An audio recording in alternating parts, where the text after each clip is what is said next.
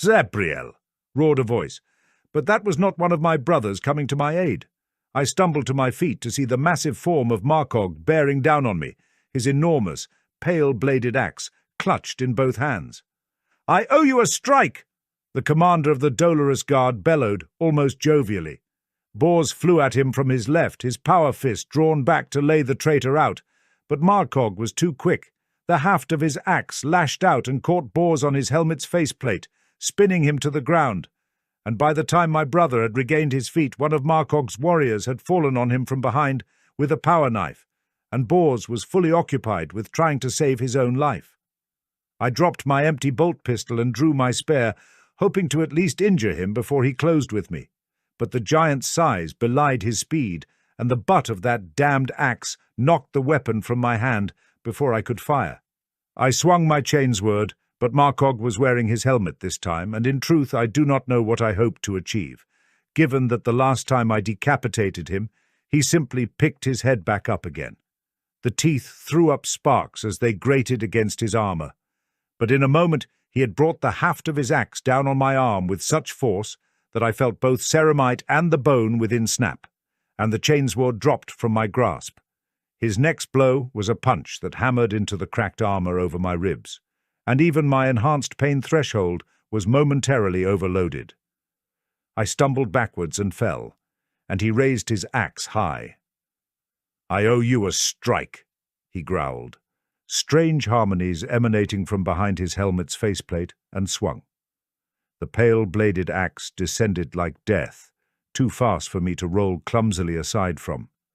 The edge stopped a mere finger's breadth from my helmet seal, but this was not an act of mercy or mockery on my enemy's behalf. Instead, his weapon was thrown up and back again by the blade of the tyrannic greatsword, which had intercepted the swing just below the axe's head.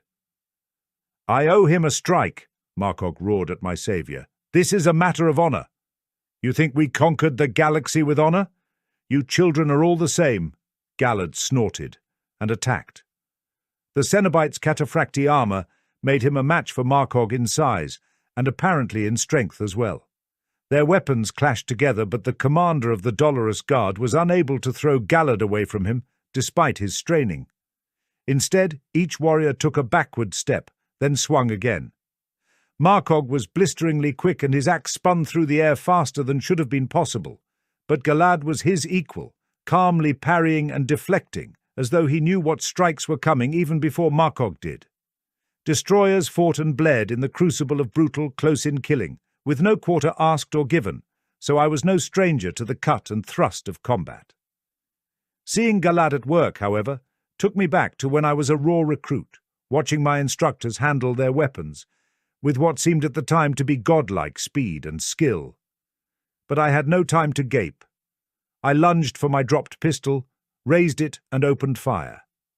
The bolts detonated on Moorcock's leg, arm, and pauldron, and although his armour repaired the damage within moments of it occurring, the impacts knocked him off balance and caused his next strike to miss its mark completely and bite deep into the floor. "Cowards!" Moorcock roared, just deflecting Gallad's next blow. "Fight me!" He cut off as Lanciel appeared on his right and drove his power sword through Moorcock's armour and right through his ribcage. The giant stiff-kneed in what could well have been agony, and which might, given what I suspected of his allegiances, possibly be ecstasy. But Gallad was in no mood to leave him to the experience uninterrupted. The tyrannic greatsword lashed out again, and Moorcock's left arm was cut clean from his body, his pauldron severed in two by the disrupting power field and razor-sharp edge of the ancient weapon.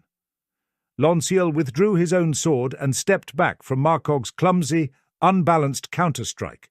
The giant was roaring wordlessly now, his pain and rage too overwhelming for anything else. I rose to my feet and fired another bolt, shattering his helmet just as Gallad swung again and took his right arm off as well.